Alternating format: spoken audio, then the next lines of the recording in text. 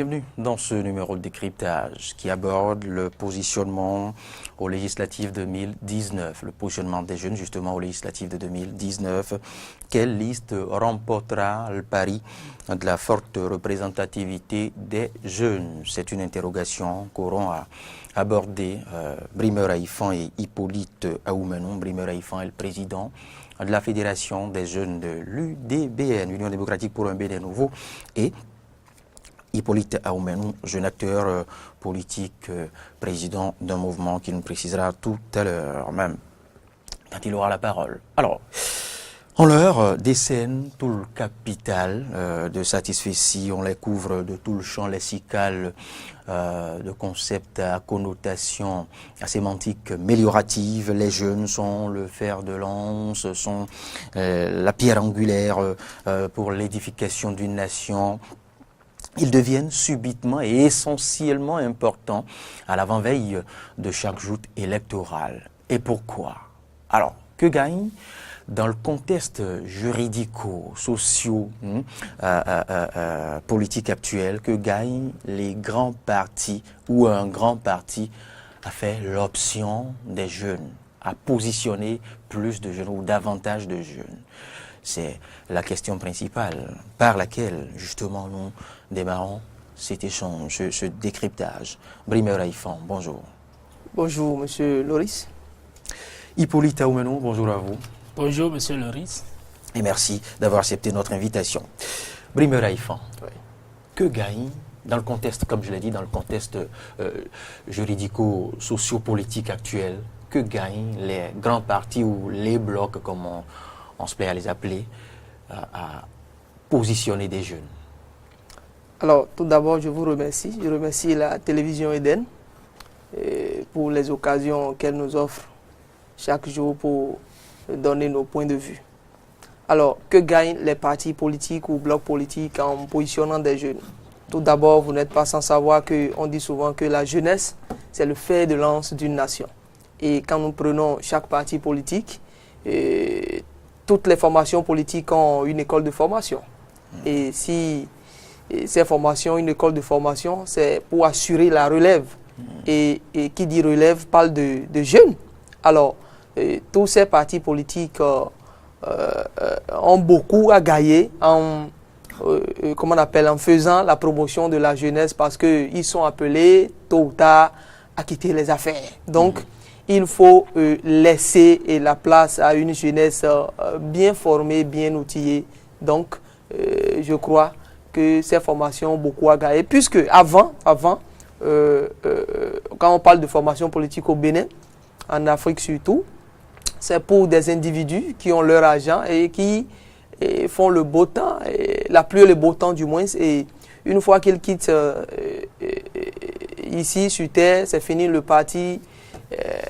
Ça ne reste plus rien du parti, disparaît, merci beaucoup. Donc, ces partis ont beaucoup à gagner parce qu'ils ont une idéologie. Ces partis ont une idéologie donnée. Et l'idéologie, je crois que c'est l'essence même de la création d'un parti politique. Donc voilà, je crois que tout parti politique a l'obligation de faire la promotion de la jeunesse, tant au niveau de la profession qu'au niveau de la formation politique même. Hippolyte Aoumenou, je vous la pose la même. Quel est le gain, quel est l'avantage pour un grand bloc actuel, dans le contexte actuel, de faire le choix, de faire l'option des jeunes? Merci beaucoup, monsieur le journaliste.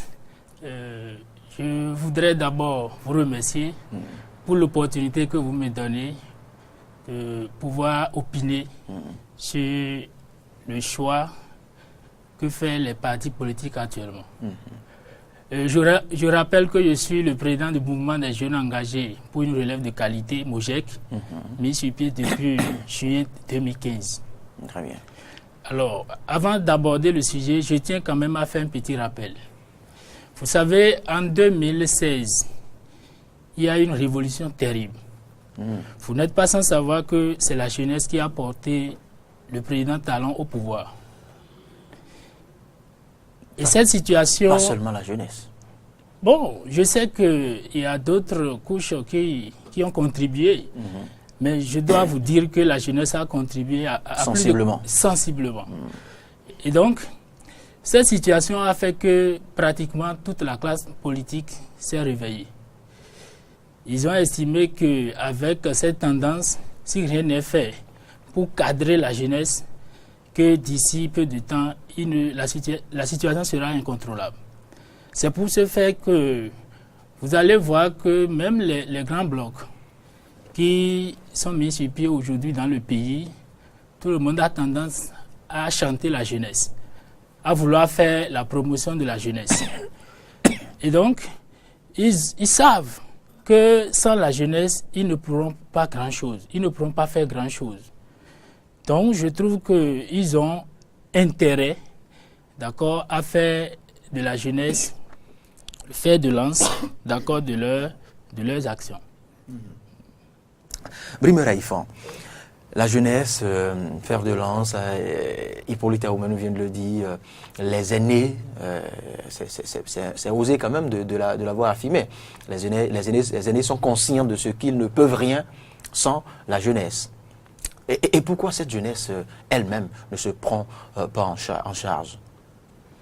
Monsieur Loris, c'est votre opinion, c'est vous qui pensez que cette jeunesse, surtout la jeunesse béninoise, la jeunesse béninoise du moins ne se prend pas en charge. D'abord, je voudrais vous rappeler... Je veux parler dans le Landerneau, hein, dans le oui, Landerneau politique. Oui, je voudrais vous rappeler que j'étais à 2 reprises sur votre plateau ici pour parler des questions de jeunesse, et vous savez très bien que c'est les histoires de code électoral et de charte de partis politiques qui ont freiné l'élan de cette jeunesse-là. Cela ne devrait pas. Cela devrait, parce que j'ai eu à le dire ici, quelle formation politique formée par rien que des jeunes peut se permettre le luxe de payer 249 millions de francs CFA? Je ne crois pas, je ne pense pas. Donc nous, on a eu à faire l'expérience avec des jeunes du Bénin, que ce soit du nord au sud, mais l'obstacle qu'on a eu, c'était le code électoral, la charte des partis politiques. Donc c'est pour vous dire, la jeunesse béninoise a pris conscience et elle sait qu'elle a son rôle à jouer, et même pour les élections à venir. Et elle se cache désormais derrière la caution. Se cacher derrière la caution. Elle s'offre la caution comme une belle excuse. Ce n'est pas s'offrir la caution comme une belle excuse. Les aînés le savent. Vous savez, ils ont leur laboratoire, hein. Ils analysent tout, nos aînés. Quand ils disent les aînés, c'est eux tous. Ils ont leur laboratoire politique, ils ont tout analysé, ils ont compris que, attention, si nous n'arrêtons pas ces jeunes-là, mais du jour au lendemain, mais ils vont nous ravir la vedette. Donc, ils ont bien analysé, et aujourd'hui, je peux me permettre ce luxe-là de dire que, oui, je peux dire que les jeunes se cachent derrière cela, parce que nous n'avons pas le choix. Lorsque vous êtes dos au mur, vous utilisez les atouts que vous avez devant vous. Voilà. C'est vrai que le débat n'est pas là, sinon je pourrais vous dire que des jeunes décidés et responsables ne devraient quand même pas se plier à ce seul obstacle de la caution. Parce que c'est vu sous l'angle des 249 millions qu'on pense que c'est aussi colossal. Il suffit simplement que des jeunes sur tout le territoire national se constituent en de grands ensembles, par exemple, et que chacun libère les 3 millions. Et le jeu est fait. Monsieur Loris, je suis d'avis avec vous, mais il faut d'abord créer les conditions favorables aux jeunes. Lorsqu'ils n'ont pas d'emploi, lorsqu'ils sont contraints au chômage, ambiant tous les jours, vous voulez qu'ils payent les 3 millions comment? Aujourd'hui, on parle de quitus fiscal. Quitus fiscal, c'est que même si tu as eu à mener une petite activité au bord d'une voie, même à Cotonou, et on fait ton recensement là, tu payes déjà d'impôts. Hein? Donc, ça veut dire quoi? Les jeunes, vraiment, on est contraint à de petits emplois. Je vais dire, est-ce que je vais te parler de job même? Des sous-jobs. Donc, ne dites pas à ceux-là qui n'arrivent pas à manger 2 fois par jour de cotiser 3 millions pour aller à une élection. Je ne vous dirai pas le contraire non plus. Hippolyte Ahoumenou, nous y sommes. Vous lisez, je dirais, l'atmosphère politique actuelle autant que moi. Presque tous les grands partis, tous les grands blocs déjà constitués, parce qu'il y en a qui seront encore constitués d'ici à là, qui sait, eh bien, se réclament, je dirais, porteurs de la jeunesse, se réclament plus proches de la jeunesse, veulent promouvoir la jeunesse. Quelle lecture en faites-vous? Bon, et monsieur le journaliste, je viens de dire tantôt que quand vous regardez un peu la révolution qui a porté le chef de l'État au pouvoir, vous comprenez aisément ce pourquoi tout le monde crie aujourd'hui la jeunesse. Parce qu'ils savent que sans cette jeunesse, ils ne pourront rien faire. Et donc, ils ont intérêt, ils ont l'obligation donc de chanter à chaque fois la promotion de la jeunesse, la promotion de la jeunesse. Mais au fond, vous allez voir que cette promotion, c'est à la bouche. Ceux qui crient aujourd'hui, on fera la promotion de la jeunesse, on fera la promotion de la jeunesse. Et je voudrais rapidement revenir sur l'histoire du code qui bloque la jeunesse et autres. En tout cas, pour ma part, je pense que cette caution ne doit pas bloquer la jeunesse. Parce que je le pense aussi. Voilà. Parce que je pense qu'en tant que jeunes, nous avons un problème. Et notre problème, c'est que la jeunesse béninoise a vraiment faim. Que les jeunes m'en excusent.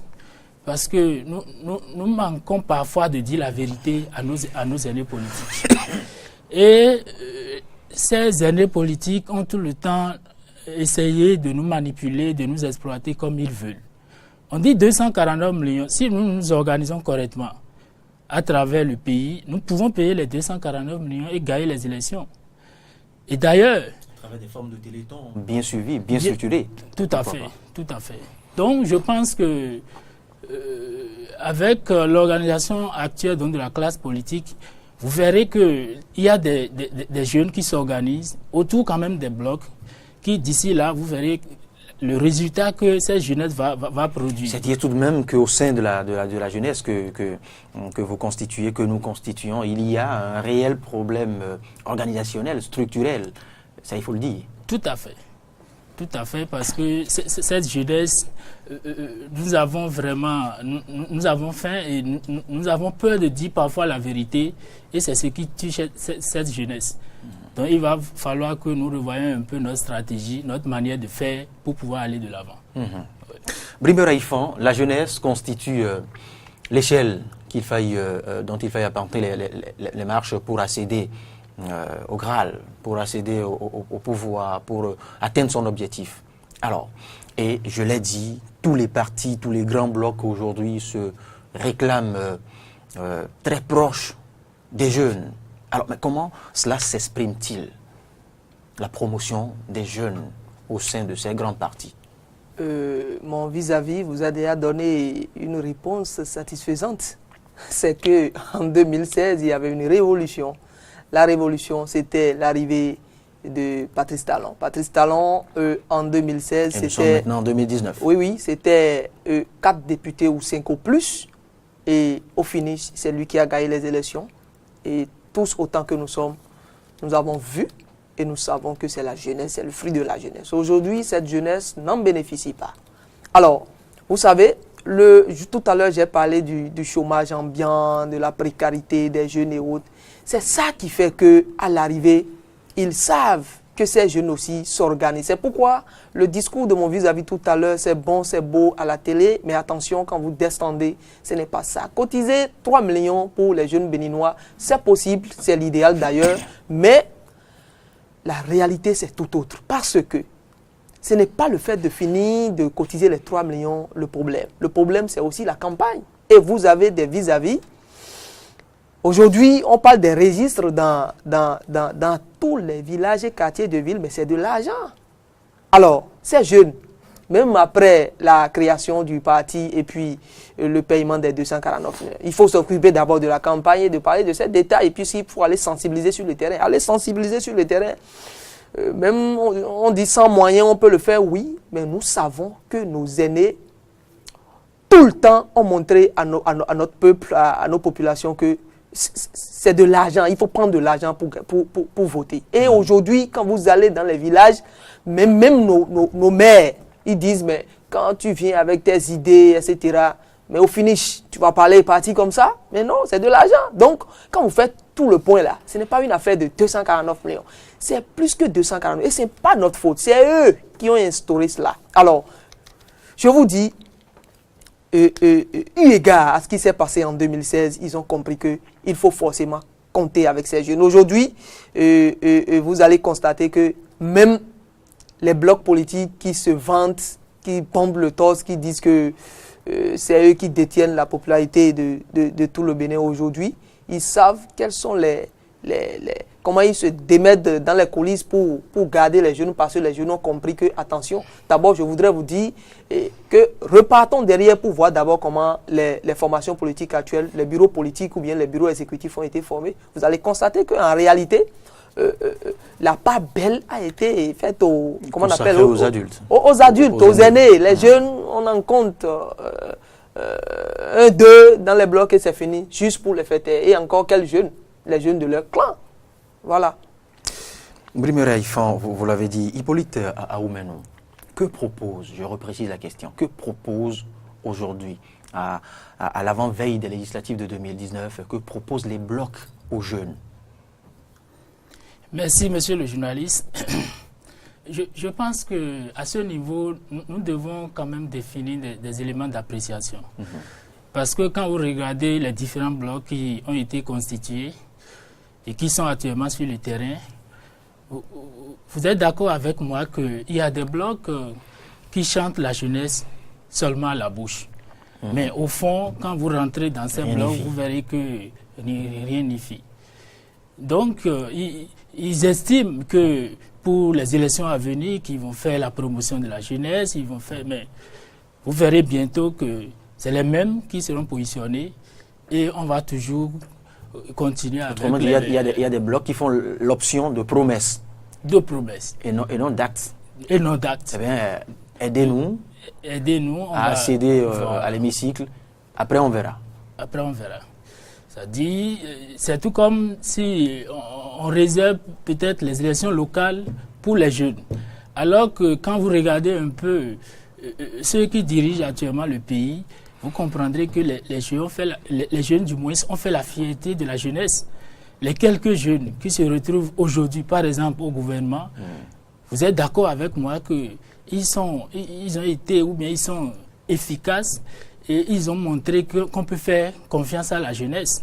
Mais malheureusement, les aînés ne veulent pas malheureusement nous laisser la voie parce qu'ils estiment qu'avec cette jeunesse, si on leur laisse la chance, ils risquent donc de tout rafler.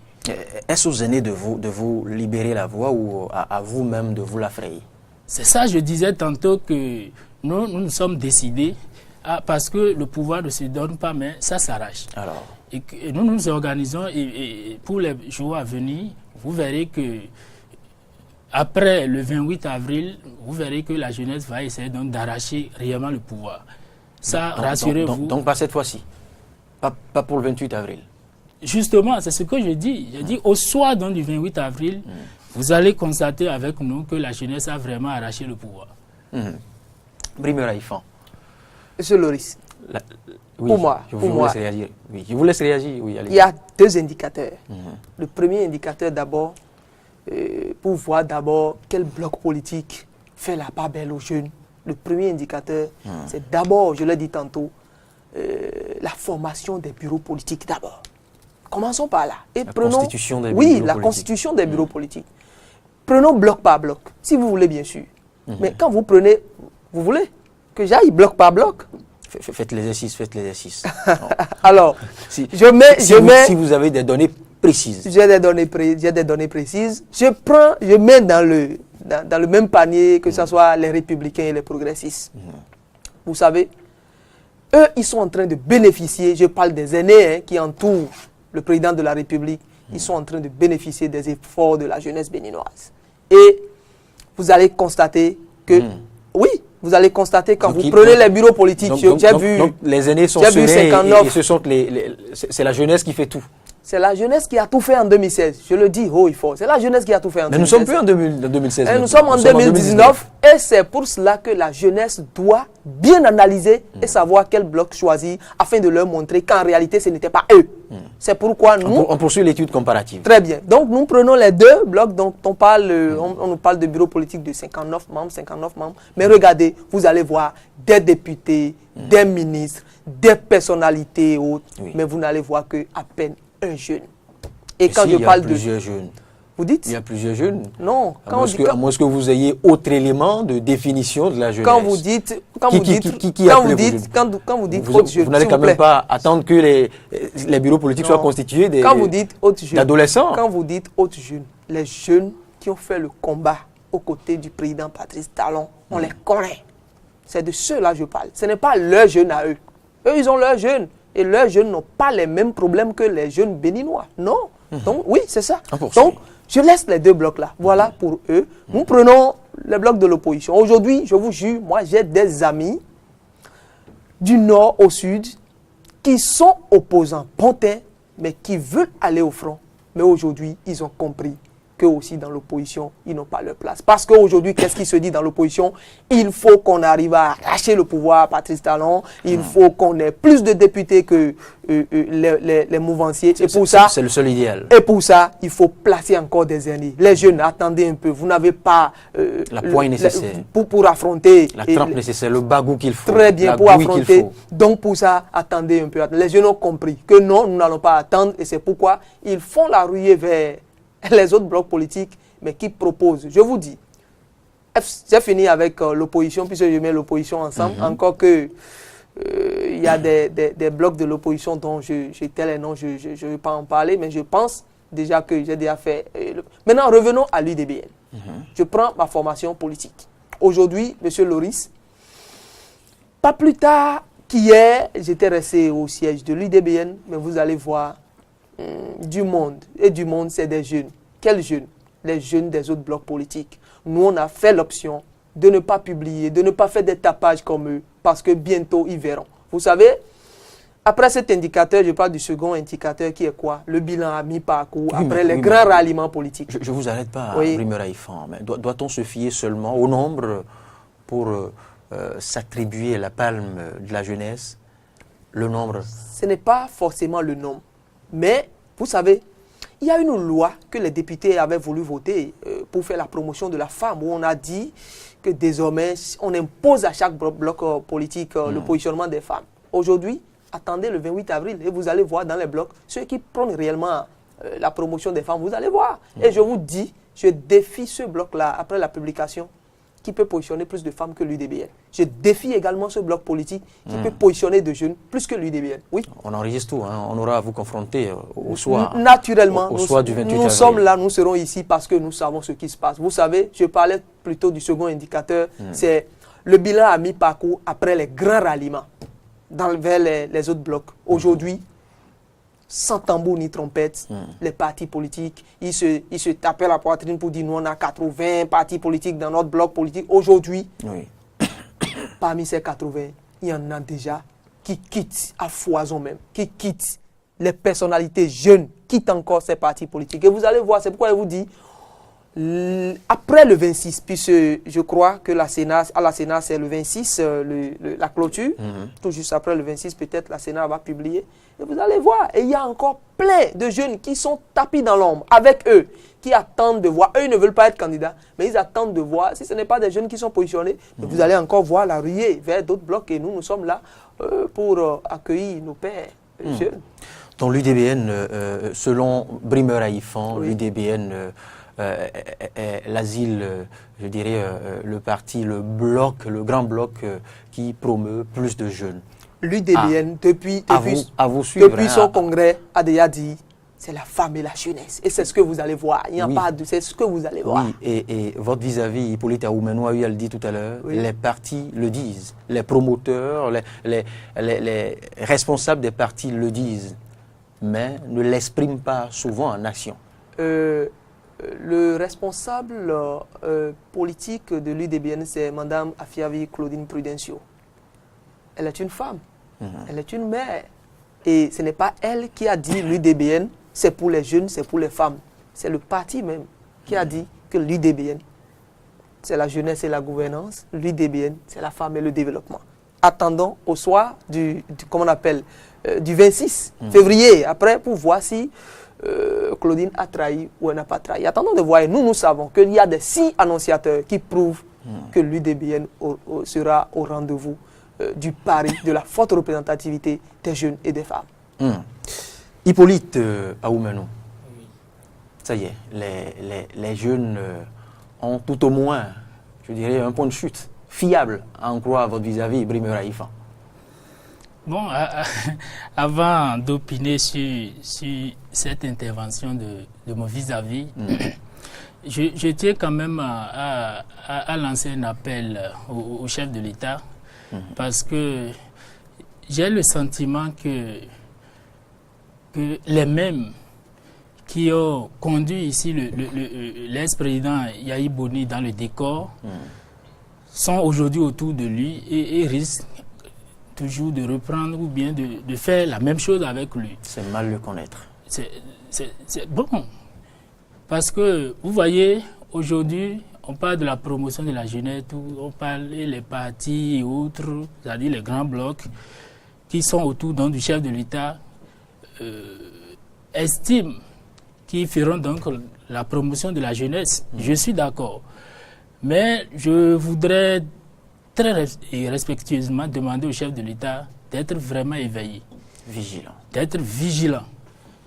Pour que les mêmes qui ont induit donc le président Yahi en erreur ne fassent pas les mêmes choses avec lui.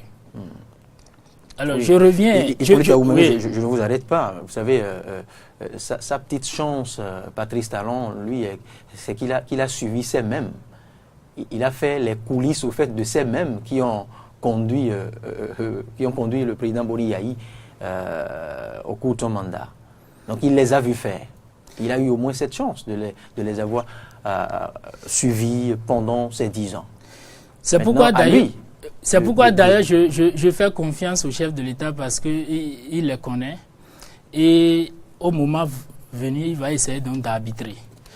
Je reviens à mon vis-à-vis pour dire que quand on fait une analyse globale de ce qui se passe aujourd'hui, vous savez, c'est vrai, j'ai suivi le congrès de l'UDBN à la télé, j'ai constaté avec vous que l'UDBN prône la promotion des jeunes et des femmes.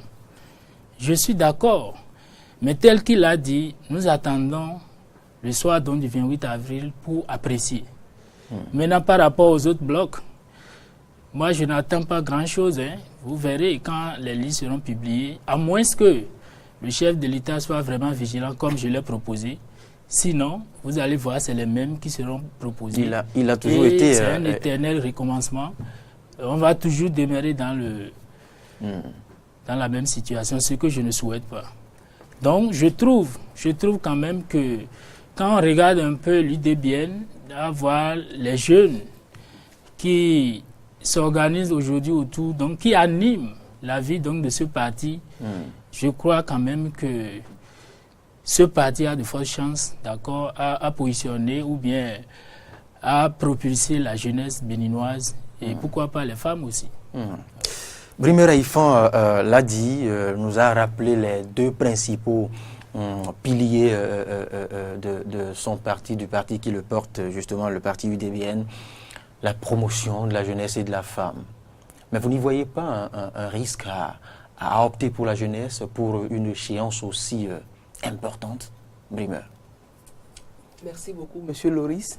Vous savez, ça serait du leurre de faire croire que quand l'UDBN va publier sa liste, vous allez voir 24 titulaires jeunes, ainsi de suite, ou bien 83 titulaires jeunes. C'est pas ça. Vous savez, quand on dit le renouvellement de la classe politique, c'est un pourcentage donné. Et là, notre combat, c'est qu'au niveau, au sein de l'UDBN, que le pourcentage de renouvellement des figures que nous connaissons tous les jours, voilà, de jeunes soit plus important. Et c'est ça qui va se passer. Donc ce n'est pas une affaire de positionner rien que des jeunes. Non, la jeunesse ne demande même pas ça, puisqu'il faut que la jeunesse côtoie des aînés pour apprendre. Elle n'a pas fini d'apprendre. Moi-même, je sais que ça reste beaucoup à apprendre à cette jeunesse-là, politiquement parlant. Donc, il faut qu'on soit à côté, mais des aînés crédibles. Il faut rester aux côtés des aînés crédibles. Et nous pensons que Claudine Afiavi Prudencio, dans le quota des aînés que nous avons, elle est une femme de poigne. Elle est une femme capable de faire rêver cette jeunesse-là. Et que lui apportera cette jeunesse, selon vous? Cette jeunesse lui apportera beaucoup, pas seulement à elle, mais à la formation politique UDBN, parce que cette formation, vous allez voir dans l'avenir, sera la formation politique de la jeunesse. Oui, l'UDBN. Et actuellement, je n'en trouve pas. Dans les formations politiques que nous avons actuellement, je n'en trouve pas une formation politique réellement qui a à cœur la jeunesse béninoise. C'est faux. Le reste, c'est du bavardage. Et vous aurez le temps de le constater bientôt. Mais quels arguments les jeunes ont-ils pu avancer pour convaincre la présidente à leur laisser à ce point cette part de pouvoir dans l'UDBN? Bon, je viens de vous dire qu'il y avait eu une révolution en 2016. Donc, elle a su faire les analyses certainement. Et elle sait que sans la jeunesse, elle ne pourra pas grand-chose. Je sais que c'est une dame de fer et qui est capable de beaucoup de choses. Elle sait faire des analyses. Et c'est ça qui l'a justement poussé à s'intéresser aux jeunes et aux femmes. Mais contrairement aux autres blocs, vous verrez que les autres blocs, à chaque fois, chantent la jeunesse. Mais au fond, je dis que c'est de l'heure. C'est de l'heure parce que nous avions été un maillon sûr de la chaîne qui a conduit le chef de l'État au pouvoir. Mais dites-vous que jusqu'à la date d'aujourd'hui, la jeunesse que nous constituons, nous sommes toujours écartés pour ne pas bousculer les intérêts des uns et des autres. La jeunesse est toujours écartée. Et dans les jours à venir, nous aurons le temps d'apprécier. Oui. Pour finir, si de tout temps la jeunesse a été sérieusement oubliée et que maintenant un grand ensemble en vient à lui offrir cette chance, que propose cette jeunesse en guise pour exprimer sa reconnaissance quand même à cette chance donnée? Merci beaucoup. Et je voudrais dire à la jeunesse de l'UDBN et aussi à la jeunesse des autres formations politiques qui pensent devenir UDBN que c'est un défi que Mme Mafiavi nous a lancé et nous, jeunes, nous devons tout faire. Nous devons tout faire pour lui montrer que oui, nous sommes des jeunes capables et qu'on ne va pas nous propulser dans le vide.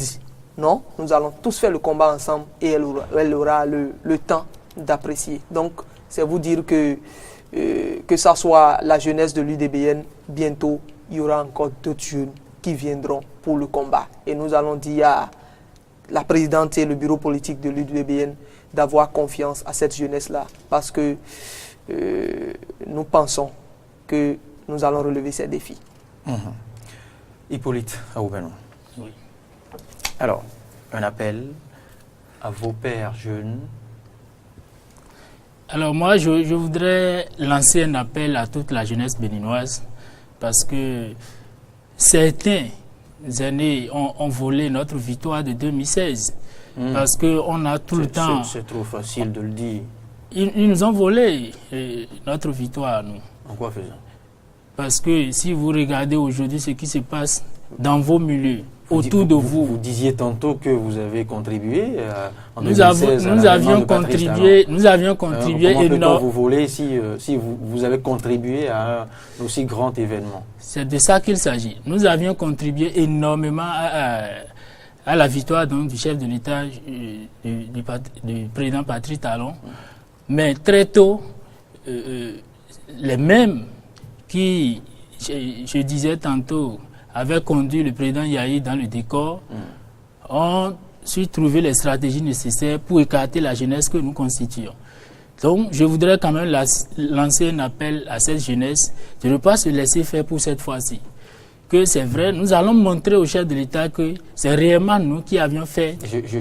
Hippolyte Aoubenon, mais je pense qu'il ne faille pas aussi rêver trop gros aussi. Brimer a eu à le dire que la jeunesse a à apprendre aussi. Et vous n'êtes pas sans savoir que vous n'allez quand même pas vous attendre qu'au soir de l'élection, au lendemain de l'élection du président Patrice Talon, eh bien qu'il veuille nommer des jeunes qui n'ont exercé à aucun niveau ministre.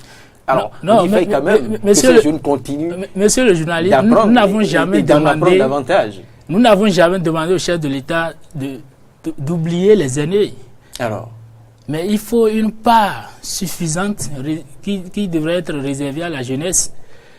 Mais dit tout de suite que les jeunes n'ont pas la compétence nécessaire, les jeunes ne sont pas compétents, donc c'est la compétence en recherche et du coup, la jeunesse est écartée. Vous allez accepter cela facilement? Et quand vous dites que les aînés vous ont volé, je crois que c'est un peu trop dit. C'est pas trop dit parce que, tel que je vous l'ai dit, il y a une kyrielle de jeunes je sais. promus dans les ministères, à la tête des directions départementales, à la tête des institutions, des instances. Ils ne sont pas nombreux. Oui, et l'on ne nommera pas non plus tous les jeunes. Je ne dis pas qu'on va nommer tous les jeunes. Alors, mais ce que nous espérons, nous n'avons pas eu ça. Ça, je dois vous le dire. Ce que nous espérons, nous ne l'avons pas eu. Mais nous sommes en train de nous organiser pour quand même montrer au chef de l'État que c'est la jeunesse, c'est la rue qui a fait qu'il est au pouvoir. Et nous sommes toujours disposés à l'accompagner dans ses actions donc, de développement du pays. Mais nous ne sommes pas contre le chef de l'État, nous l'accompagnons avec son PAG. Mais nous allons quand même montrer pour cette fois-ci que c'est grâce à nous qu'il est au pouvoir. C'est vrai, les aînés ont contribué, nous n'avons jamais refusé, mais il faudrait que la part qui est réservée à la jeunesse soit vraiment importante pour qu'ensemble on puisse quand même faire de prouver au président de la République que la jeunesse reste ce qu'elle est. Mais en quoi faisant? Bon, d'ailleurs, nous nous organisons parce que bientôt, tel que mon vis-à-vis vient de le dire, les positionnements seront faits bientôt. On verra combien de jeunes qui ont été positionnés dans chaque bloc.